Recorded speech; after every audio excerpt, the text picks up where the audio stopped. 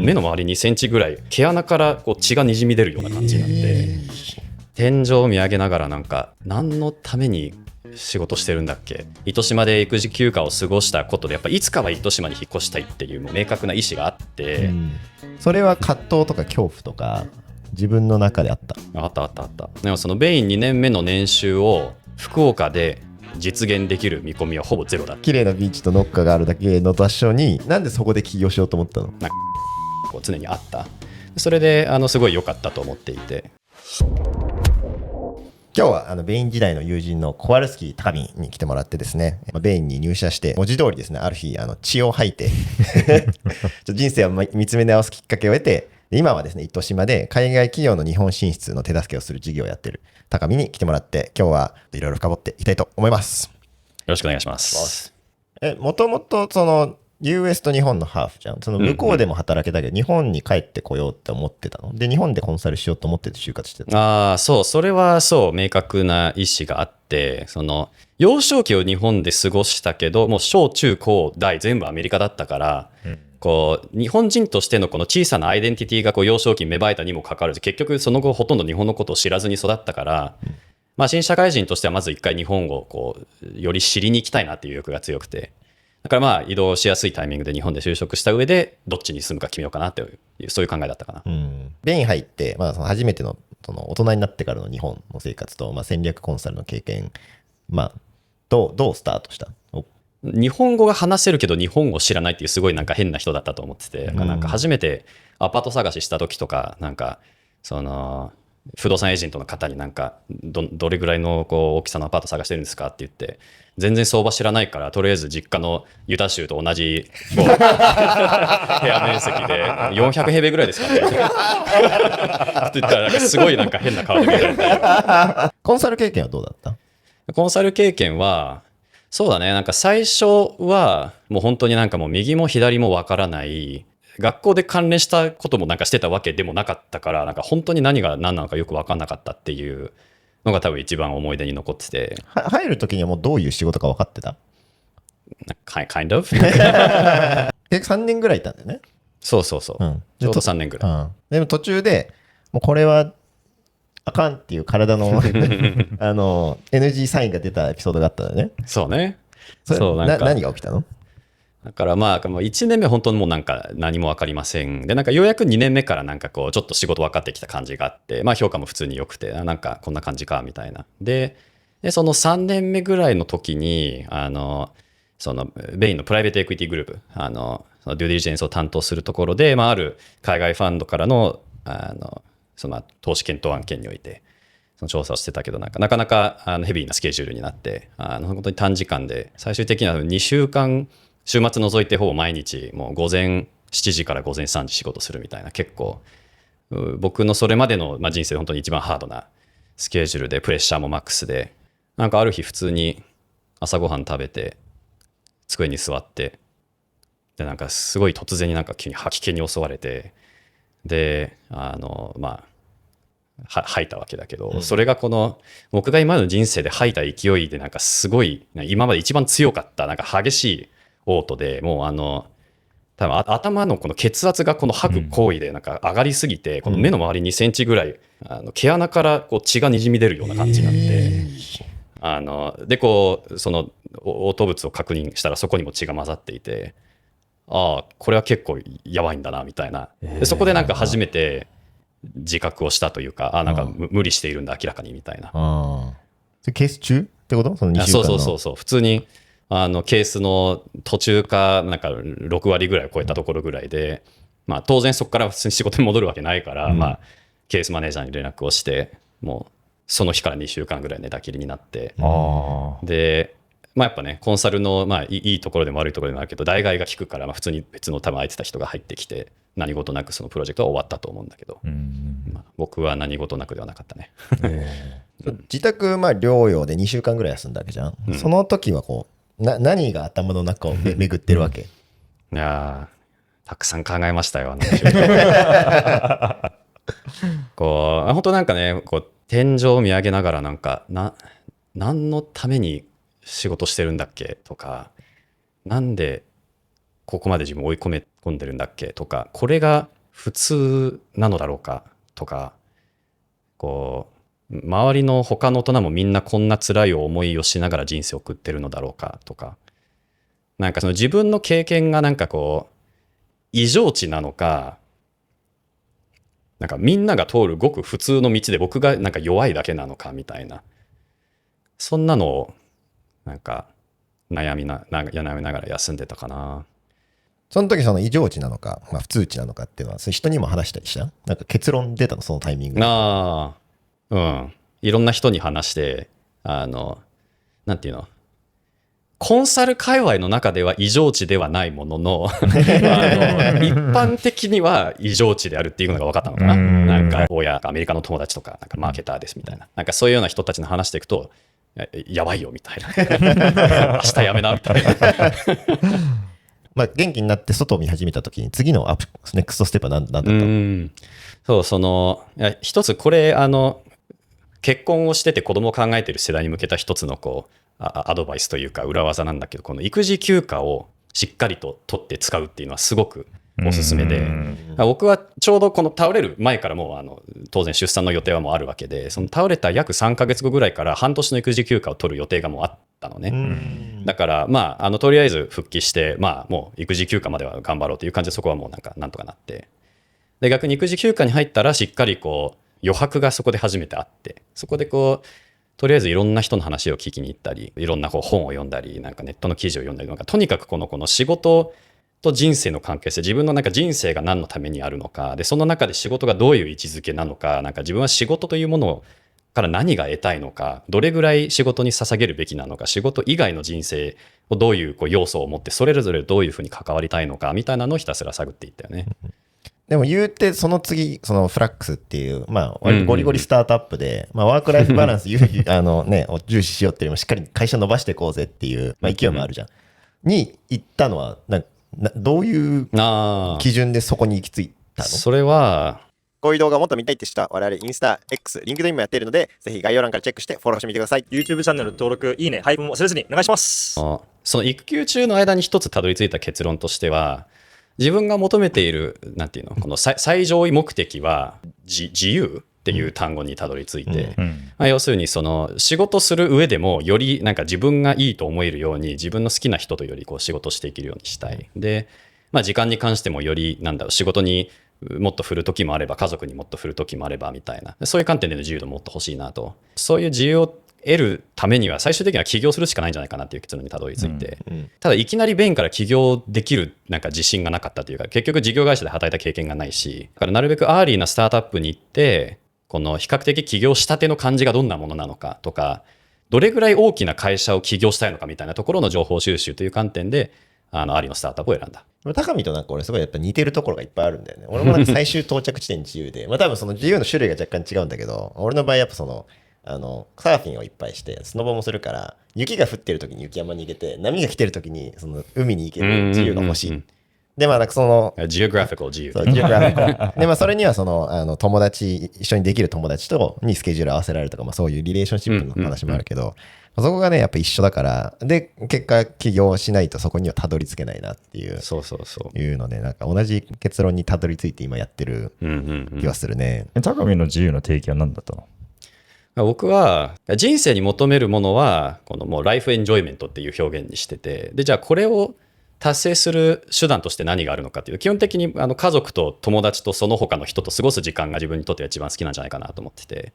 でじゃあそれらの時間を過ごせるように何が必要なのかっていうと自由がある。で自由に関しては時間的な自由があるとか、経済的な自由だとか、今凌介が話したジオグラフィカルな自由があるだとか、なんかそういう観点があるから、それぞれの中でなるべく多くの自由度をできればできるほどつかめたいっていう感じに切り替えたかな。フラックスでの経験はじゃあその自由を手に入れるための、ちょっとこう言ったらあれだけど我慢期間というか修行期間として捉えて入っていったってこと？多分僕が本当に求めるレベルの自由度っていうのは、このフルタイムの従業員っていう契約の枠からもう確実に外れるなっていうことが分かってたので、だからやっぱじゃあ起業せざるを得ないって言うとおかしいけど、そういうことでもいきなり起業できる気もしなかったから、そうフラックスでまさにちょっと修行した上で、タイミングを見て起業しようかなと。だからもう入った当初からその永井さん、社長の永井さんと、いつかは起業するために辞めるっていうのも最初から入る前から話してましたね。どういう反応だったの？そう言ったら。なんかすごくいいと思うみたいな意外と何の抵抗もなく、むしろそういうなんか起業家精神のある人って特にスタートアップにおいてはすごい活躍しやすいし、なんかこう何でもとりあえずやってなんかオーナーシップ持ってなんかこうスクラッピーでもちゃんと進めるみたいな、だからそれは歓迎だよみたいな。でもね、やっぱこういうアーリーステージのスタートアップをジョインするからこそ、自分のバリューアラインメントはちゃんと成り立ってるかどうかね、そのリーダーシップと確認してから入社するのって非常に大事だと思う。そこは割とそう、まさに第一子が生まれた直後にフラックスに入るっていうような話をしていたわけだから、やっぱ子供生まれたわけだし、なんて夜遅くまで、要するにベインのような働き方はここではできないけどそれでもいいかって聞いて、あの時永井さんに言われたのがすごいかっこよかったのが、あなたはマネジメントレイヤーだからワークライフバランス悪くなったら人採用したらいいよってそっかみたいな、そんな発想今までなかったから確かにね。でも本当にその言う通りであって、実際にその後チームをこう作っていって、フラックスにいる間は比較的いいワークライフバランスは手に入れていた。割とその夕食は家族と一緒にして、その後は基本的に仕事してなかったし。俺らの仕事者もそのスタートアップ興味ある人とかもいるの。でなんかよく俺ら来る質問でその起業をいつしたらいいかとか、そういう話もあるけど、修行期間として入ってったフラックスの経験っていうのを実際今起業してみて、なんかどうだった？生きてる？生きてない？なんかめちゃめちゃ生きてる。ベン辞めてやった場合とフラックス行ってやった場合とで全然アプローチもやり方何かも違うと思う。だからそこはすごい修行した価値はあったと思っていて、コンサルって特により戦略コンサルよりのコンサルであればあるほど、なんていうのかな、綺麗な正解を求めるようなところがある気がしていて、様々なデータがあって、ここからは一つ正しい結果がある。で、それをすごくピッカピカに磨いた上で初めてクライアントに見せるみたいな、なんかそんな感じがあったと思うんだけど、フラックスはまさにその真逆の、クイック&スモールというなんか企業理念が、バリューが一つ会社にもあったけども、完成度4割でもいいから、それで早く動けた方が 100% にした上で動くよりは絶対いい結果が出るみたいな。早く失敗して早くイタレーションを繰り返して、それで正解になんか早めにたどり着こうみたいな。やっぱりその観点はその今の企業においても、じゃあとりあえずやってみるかみたいな、なんかそういう雰囲気につながるところもあるし。で、修行期間を結局3年やったの、フラックスで。そうだね。でその後じゃあ独立しましょうってなって、で糸島行ったわけじゃん、福岡のビーチタウンで、周りにはそんなビジネスはありませんと。全くないですね。農家になりたかったらすっごくいい場所だ。そうだね。で綺麗なビーチと農家があるだけの場所に行って、なんでそこで起業しようと思ったの？そうここがもう本当になんかある意味自分の人生の賭けでもあった気がするけど、もうそのライフエンジョイメントを軸に生きるってなった時に、やっぱ住む場所ってめちゃめちゃ大きい要素になってくるわけじゃん。私たちはもうね、完全にそういう子育てが始まっているタイミングでやっぱね、子供たちが小学生とかに入ってくるともう定住みたいな話になってくるわけで、糸島で育児休暇を過ごしたことで、やっぱいつかは糸島に引っ越したいっていうもう明確な意思があって、だったらもう早めに行って糸島に住んでいる前提でこれからのキャリアを作った方がいいなと。逆に言えばこのキャリアを最初に考えたのであれば絶対東京に残る方が合理的だし、で逆にそれでなんかいい事業を作ったから、やっぱ糸島行くのもうちょっと先だねみたいな感じになってっちゃうようなのも考えられたから、もうこれはまずはやっぱりこのライフエンジョイメントを優先するっていう観点で糸島に引っ越してしまおうと。で糸島にいる前提で起業すれば、その後もなんとかなるんじゃないかなみたいな、ちょっとね、今考えればリスキーではあったけど、正解だったとも思ってる。何かにコミットをしてしまうとなくなる選択肢はたくさんあるけど、逆に残る選択肢が何かも非常に明確になってくるから、じゃあポルトガルに行ってしまったっていう状態を作ったとしたら、じゃあこれでどんな事業が作れるかみたいなところでもやっぱね、オプション狭まってくるけど、逆にその中で魅力的なものが何かとか見分けつけやすかったりするから、個人的には悪くないやり方ではあると思ってる。その時そのリスキーじゃん。要は今までのベインとかフラックスとの VTP とか、肩書きもあるし、年収もコネクションもか、なんか東京とユタがベースだったから全部なくしていくわけじゃん。それは葛藤とか恐怖とか自分の中であった？あった。やっぱ起業失敗したら最終的にはね、また就職するみたいなのはオプションとしてあるだろうっていうのを思ってたけど、福岡の企業を調べていったら、その当時の自分としてなんか入りたいって思えた企業がその調査で出てこなかったわけだし、福岡への転職移住を専門とするヘッドハンターの方にもこう相談をしたことがあったけど、そんなあるんだ。そうそうそうそう。でもそのベイン2年目の年収を福岡で実現できる見込みはほぼゼロだって言われたんだよね。だからやっぱりその福岡で企業勤めになるっていう話になると、まあ少なくとも東京で自分が実現し得たキャリアトラック、年収トラックはもうないんだろうなと。まあその分やっぱ企業で頑張らなきゃっていう話になったのかな。まあ、東京に戻る選択肢はそもそもなかった。ああ、確かに。全然、多分一度もそれ考えたことなかった。マジで今言われて初めて、普通にそういう計画もあったよな、みたいな。しばらく糸島やってみてダメだったら東京戻るとかいくらでも考えられるよね。いや、本当に一度も多分それ検討しなかった。すごいね、不体験の気持ちが。まあ逆にそれぐらい糸島に住むことに対してなんか執着が強かったんだと思う。だろうな。糸島にね、なんか結構面白い生き方してる人が何人かいて、なんか例えばその友人家族の一人で独立した人がいるんだけど、その人が言ってたのはこの、ね、数千万円で家を買って他の人に建ててもらって、その間その数千万円分の仕事をしなきゃいけないっていう状況を作るぐらいだったら、むしろ1000万円ぐらいと安めに土地を買って家を建てる経験を自分でした方が面白い人生じゃないかと。だからその人は実際に山に近い土地を買って、なんていうの、その山の中にある土地の方は杉の木がちゃんと育っていて、この杉の木を倒す工程から2年間ぐらいかけて家族で家を建ててるんだよね。これすごい面白い生き方だなって思っていて、面白いね。なんか普通の家ってなんか買うもんじゃんみたいなことを思うと思うんだけど、それをこう人生経験として捉えた時、確かに自分で家作ったって言えたらそれはそれで面白いだろうなみたいな。彼が言ってたのはなんかなんていうの、労働は嫌いじゃないみたいな。だからね、ある意味その3000万円分を普段の仕事でやるのか労働でやるのかっていう違いだけだったら、まあね、その経験として別に嫌いじゃなかったらそれでいいじゃんみたいな。まあこれは一つのストーリーだけど、やっぱりいろんなこうそういうなんかちょっと面白い生き方をしてたり、なんかほとんど仕事してない人とか、糸島に住んでいてなんかパッションフルーツが大好きだからパッションフルーツ専門店を立ち上げましたとか、とにかくなんかいろんな面白い仕事、いろんな面白い生き方してる人がいて、なんかこれでもいいんだみたいな。やっぱなんか東京にいるとなんかこうなんかね、素敵なレジュメを維持しなきゃとか、年収も維持しなきゃとか、なんかじゃあ今はこの企業だから次の転職先やっぱりなんかね、こうなんかちゃんと上に行ったみたいな感じを残さなきゃとか、なんだかんだこのレジュメによってなんか自分の選択肢がかなりなんていうのか減っていくみたいな、こういう生き方を、そうこういう生き方は OK だけどこういうのはなんかダメみたいな、なんかそんな別に誰もそう言ってくるわけじゃないけど、なんかそんな感じはあって、それ糸島に行ったらなんか何でもいいじゃんみたいな、それでちょっとなんか自分もちょっとリラックスしていいのかなって思えるようになったかな。先月のオフ会が想像以上に好評だったので、8月もオフ会開催します。今月はですね、LINE クラブやいつものオフ会など盛りだくさん企画中なので楽しみにしてください。詳細はインスタ、ニュースレターから流しますので、登録、フォローまだの方は固定コメントのリンクから忘れずに。それじゃあ、オフ会で会いましょう。その周りの目みたいな話でいくとさ、周りの目、要は東京にいる人とか、US でいわゆるハイキャリアをやってる人から見ると、なんかビーチでこう、ゆっくりしちゃってんなみたいな、周りの目から見たらさ、今高見が言ったようにトラックを外れたように見えるわけじゃん。それをなんか言われるとか、なんか感じるとか、そういうことある？言われたことはない。感じたことは、たまになんか、なんていうのかな、本当にこれで良かったのかなみたいな、ちょっとなんかこう、なんていうの、落胆する瞬間っていうのはもちろんあるけど、でもなんかこう、本気でそれでなんかこう、課題になったみたいなことはまだないかな。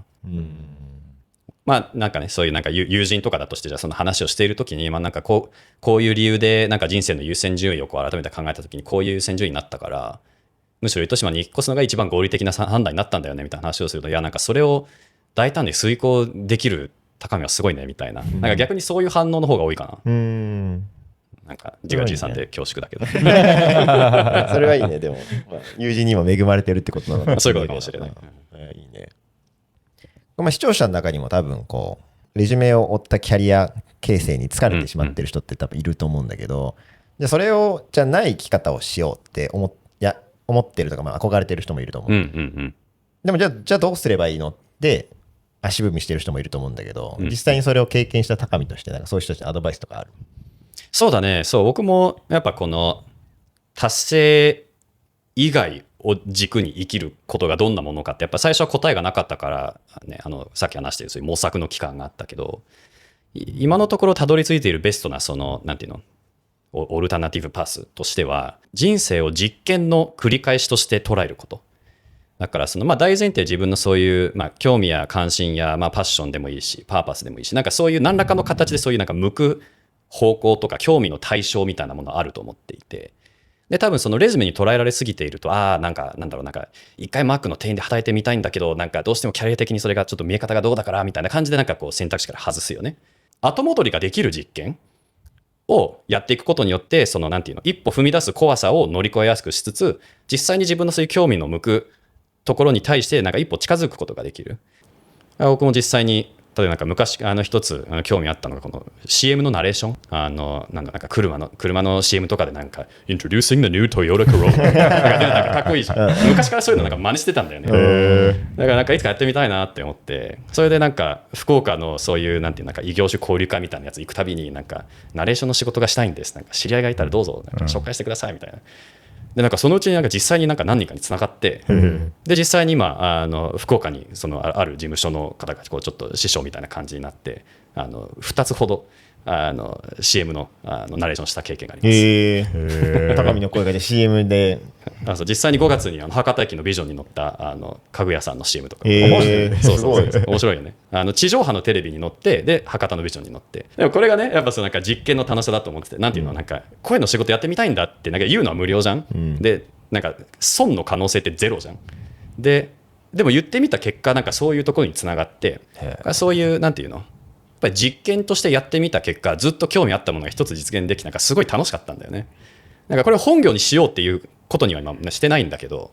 でもなんかすごく自分の人生におけるなんかいい成功体験になったし、こういう時の話のネタにもなるし、なんかやってよかったなってすごい思ってる。確かに何かに対しての興味かつパッションがあればとりあえずね、ライトなコミットメントやってみるっていうのは、